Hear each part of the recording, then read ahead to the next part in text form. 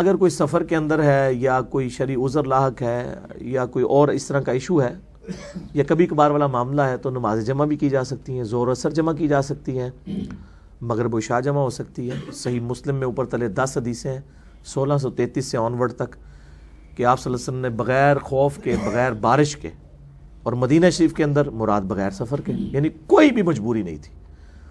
یہ صحابی اس لیے بتا رہے ہیں تاکہ پتہ چلے کہ بغیر مجبوری کے آپ نے جمع کیا۔ اور بعض لوگ کہتے ہیں اس میں یہ تو نہیں لکھا ہوا کہ بغیر وجہ کے،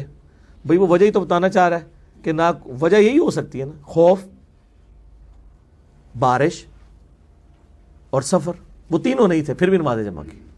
اور اس پہ باقاعدہ باب باندھا ہے امام نووی نے کہ سفر و حضر میں نماز جمع کرنے کا جواب، جو ہمارے اہل تشیع بھائی کرتے ہیں انہوں نے روٹین بنائی ہوئی ہے، مطلب یہ جائز ہے، لیکن